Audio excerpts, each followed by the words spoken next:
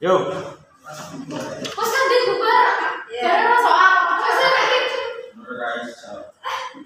Ya wis terima kasih loh buat Dika dan anjay. Guru apa Assalamualaikum warahmatullahi wabarakatuh. Waalaikumsalam warahmatullahi wabarakatuh. Selamat pagi anak-anak. Pagi Pak. Bagaimana kabarnya hari ini? Alhamdulillah. Bersemangat sekali. Oke, sebelum memulai pembelajaran pada hari ini, langkah baiknya kita Mas Radit, silakan Berdoa siap berdoa mulai. Sudah selesai. Oke, terima kasih Mas Radit sudah memimpin doa teman-teman. Baik anak-anak, hari ini ada yang tidak masuk. Oh, yang sakit dari kemarin belum selesai. Oke, untuk hari ini kita akan belajar mengenai hidup rukun. Apakah kalian sudah berhidup rukun dengan teman-teman kalian? Ya. Sih orangnya. Itu berdua. Tidak boleh, kita harus berhidup rukun bersama dengan teman dan juga masyarakat kita. Nah, sebelum kita ke materi, kita bernyanyi dulu. Kita bernyanyi. Kalian sudah tahu kan lagu Satu-Satu Sayang Ibu? Ya. Satu-satu sayang teman. Sayang Ibu satu-satu. Nah ini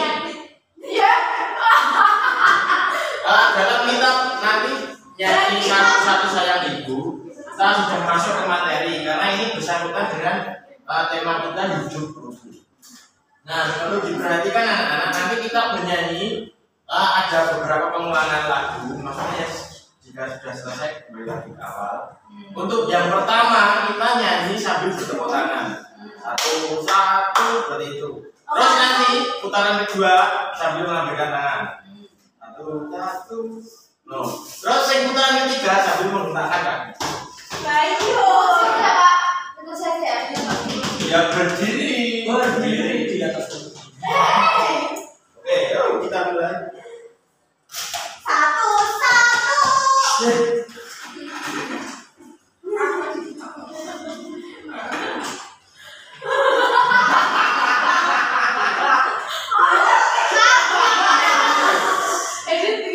Bisa pun tidak? Dari apa? Ada asik banget. Asik. Kayaknya sih udah kita. Ayo. Asik mulai. Beri teman-teman.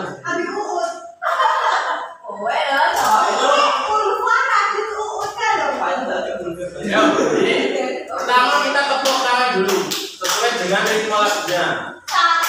Yang kedua berat tangan, yang ketiga kaki.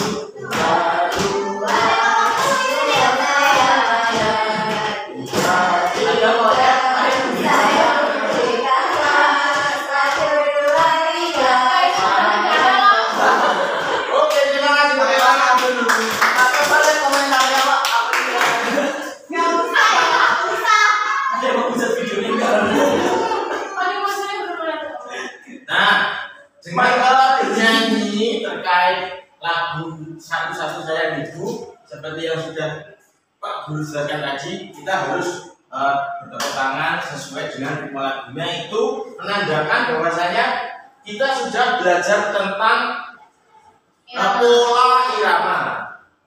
Pola irama.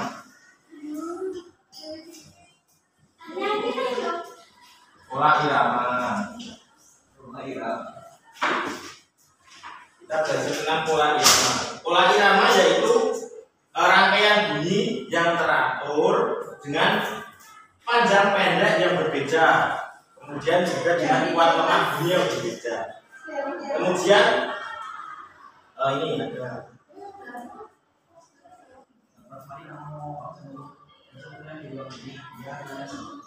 Nah ini pola irama adalah rangkaian bunyi yang teratur dengan panjang pendek yang berbeda, kuat lemah yang berulang-ulang dan teratur.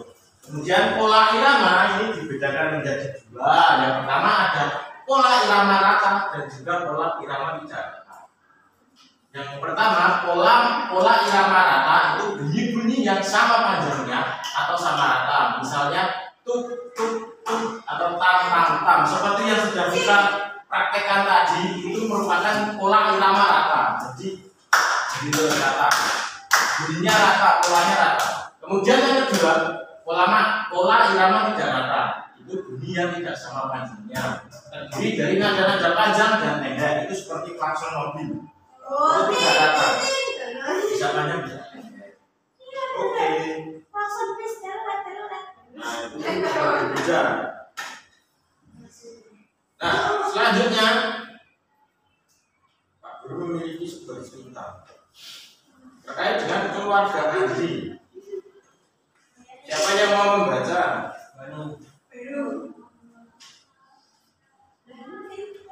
Ya, Bapak Nur silahkan dibaca untuk yang pertama Pak.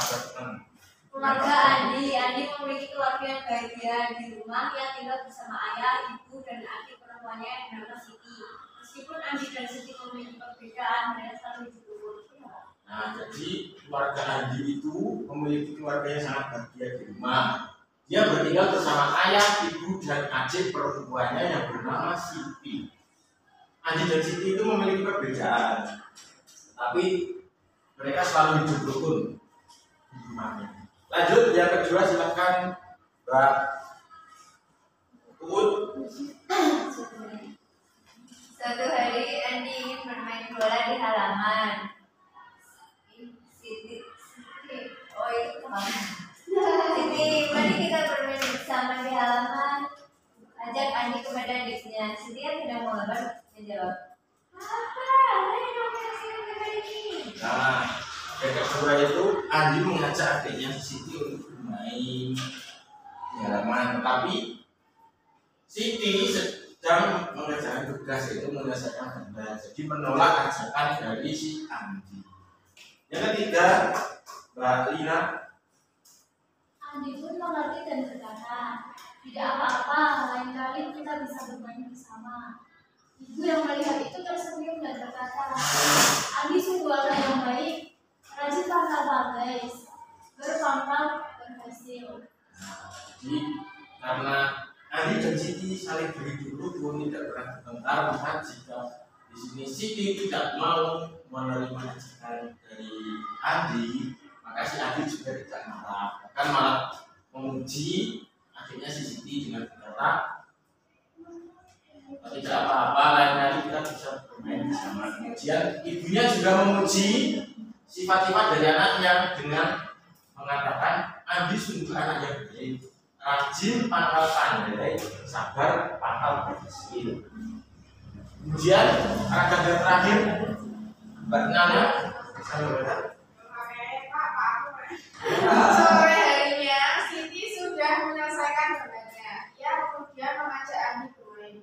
Kakak, ayo kita bermain bersama sekarang, ajak Siti. Andi dengan senang hati menerima ajakan Andinya. Ayah begitu senang melihat anak-anak mereka bermain dengan berat.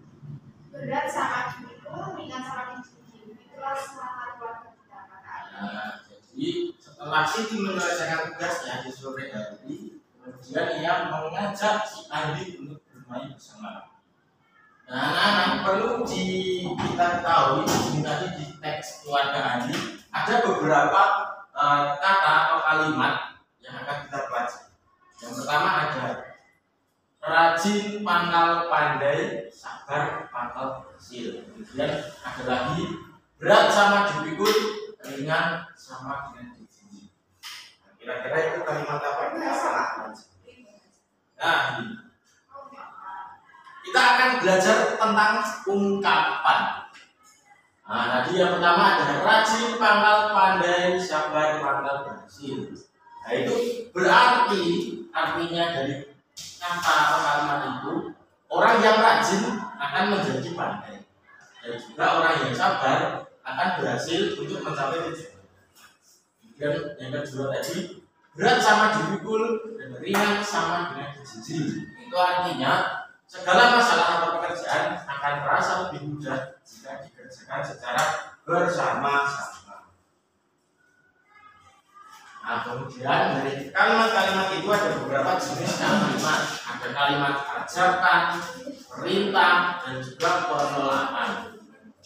Contoh kalimat ajakan. Yang di kalimat ajakan itu tadi ada di teks keluarga Anda.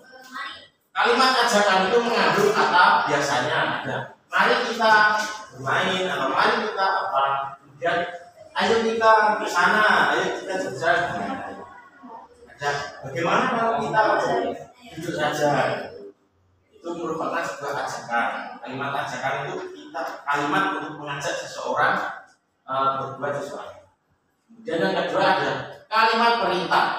Kalimat perintah itu biasanya mengandung kata tolong atau silahkan atau harap, yang mengandung unsur kita memerintah seseorang untuk berbuat sesuatu. Tolong berikan es, silahkan duduk Pak. Itu merupakan kalimat perintah. Kemudian yang terakhir ada kalimat penolakan. Biasanya mengandung kata-kata maaf, saya tidak bisa, atau terima kasih, tetapi saya akan menyelesaikan tugas ini terlebih dahulu. Itu merupakan kalimat penolakan. Siapa yang bisa memberikan contoh kalimat ajakan? Mbak Mari. Mari kita pergi ke pantai besok pagi. Nah, itu merupakan ajakan. Jadi kalimat itu untuk mengajak seseorang untuk berbuat sesuatu. Kemudian siapa yang mau memberikan contoh kalimat perintah? Rama. Mbak Rahma.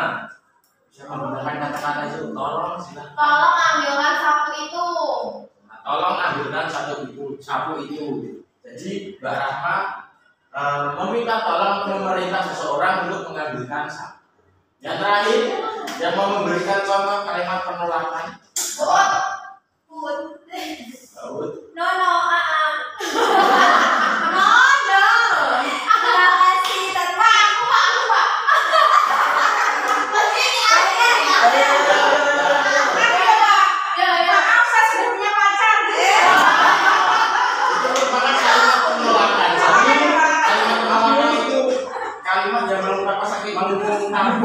menolak sesuatu.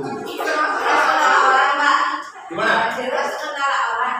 Kan juga bisa. Maaf, aku mau sama kamu, tapi orang aja.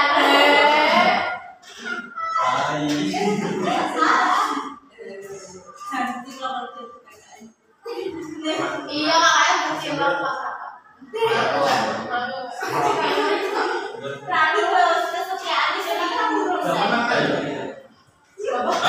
Jadi kita tadi sudah belajar tentang hidup rukun seperti yang ada di keluarga Adi tadi. Jadi harus berhidup rukun di mana saja, baik di rumah, di sekolah bersama teman-teman, maupun di mana saja, di jalan raya saat kita berada di lampu merah, di jalan kemacetan, kita juga harus berhidup rukun dengan sesama pengendara motor ataupun mobil. Tapi seringnya tuh Gimana? bikin lama itu loh, Pak. Mobil motor. Tidak benar untuk pengguna sekolah. Kita juga harus berhidup rukun. Tidak boleh terpancing emosi. Tidak boleh terpancing emosi, tapi tidak boleh, kita harus berhidup rukun. Kita beritahu secara pelan-pelan saja.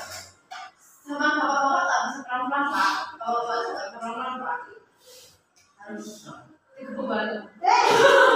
Nah, dengan kita mempelajari tentang kehidupan yang hidup dengan rukun, itu memiliki berbagai manfaat. Yang pertama, seperti yang sudah ada di depan kalian semua ini, manfaat dari menghargai keberagaman. Yang pertama, saling melengkapi kekurangan masing-masing. Nah, seperti di dalam keluarga Andi tadi, itu kan saling hidup rukun walaupun terdapat beberapa keberagaman. Keberagaman di dalam keluarga Andi, keberagaman di keluarga Andi antara lain keberagaman usia. Jadi ada Andi, Siti, ayah dan ibu. Kan umur dari ayah dan ibu dengan Andi mestinya berbeda. Jadi ada yang tua, ada yang muda, itu untuk melengkapi kekurangan masing-masing. Kemudian yang kedua, dapat belajar hal baru dari orang lain. Jadi jika terdapat keberagaman dan kita selalu berhidup rukun, maka kita akan belajar tentang hal-hal yang baru dari orang lain. Kemudian hidup menjadi lebih berwarna dan tidak membosankan. Kemudian melatih sikap menghargai perbedaan, melatih kerjasama dan toleransi. Seperti itu. Jadi seperti kita yang berada di kelas ini, mestinya dari anak-anak semuanya memiliki keberagaman. Ada yang suka jajan, ada yang tidak. Ada yang suka pembelajaran ini, ada yang tidak. Seperti itu. Jadi kita untuk melatih kerjasama dan toleransi dan juga saling melengkapi kekurangan yang lain. Jadi jika ada teman kalian yang tidak suka dengan pembelajaran ini, kalian harus membantu. Jika mengalami kesulitan, kalian harus. Baru Pak. Kenapa? Oh. Terus, nah, bagaimana cara kita agar selalu berhidup rukun dalam menghargai keberagaman? Nah, ada beberapa cara yang harus kalian terapkan di mana saja, di sekolah, di rumah, ataupun di jalan raya dan di masyarakat. Yang pertama, tidak boleh mengejek perbedaan yang dimiliki orang lain. Nah, itu tidak boleh mengejek. Bapak Anu tidak boleh mengejek Mas Kadit jika tidak memakai jilbab. Nah, makanya itu tidak boleh mengejek. Kemudian yang kedua, menghormati kesukaan atau hobi orang lain yang berbeda. Jadi, misal Bapak Anu suka sepak bola, Mas Kadit juga memasak, itu tidak boleh dibeda-bedakan. Kita harus saling tahu menau. Kemudian saling membantu dalam mengerjakan tugas sesuai kemampuan masing-masing. Kemudian tetap bermain bersama tanpa memilih-milih teman. Di sini ada yang pilih-pilih teman, yang geng-gengnya. Nah, itu tidak boleh. Kita harus berhidup rukun. Kemudian yang terakhir, bersikap adil terhadap semua anggota keluarga, seperti di keluarga adil tadi. Oke, terima kasih. Pembelajaran hari ini sudah selesai dengan tema hidup rukun. Itu tadi kita sudah belajar tentang hidup rukun, mulai dari yang pertama tadi kita menyanyikan lagu apa? Satu-satu aku sayang ibu. Di sana tadi meliputi ada pola irama, ada pola irama rata. Kemudian selanjutnya kita belajar tentang teks keluarga Andi yang meliputi ada ungkapan, rajin, pangkal, ada. Kemudian berat sama dipikul, ringan sama dengan gigi. Kemudian yang terakhir kita belajar tentang apa tadi? Keberagaman. Manfaat menghargai keberagaman dan juga sikap menghargai keberagaman. Nah, Pak Guru memesan kepada adik-adik semua, anak-anak semuanya, apa yang sudah kita pelajari hari ini silakan diterapkan mulai sekarang, baik di kelas, di sekolah maupun di rumah dan di mana saja harus diterapkan tentang hidup rukun tadi.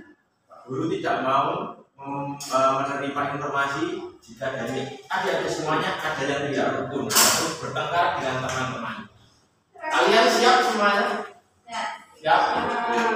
Baik. Tidak boleh bertengkar. Baik, adik-adik semuanya, karena pembelajaran hari ini sudah cukup, hari ini sudah menunjukkan 10. Untuk itu pembelajaran akan diakhiri. Sebelum mengakhiri pembelajaran hari ini, alangkah baiknya kita berdoa terlebih dahulu. Bahwa itu sudah akan diminta. Duduk siap, berdoa mulai. Berdoa selesai. Terima kasih Bapak dan juga teman-teman. Baik, sekian dari Pak Guru. Jika ada kesalahan, aku minta maaf. Assalamualaikum warahmatullahi wabarakatuh. Waalaikumsalam warahmatullahi wabarakatuh. Ayo, ini satu kita. Yes.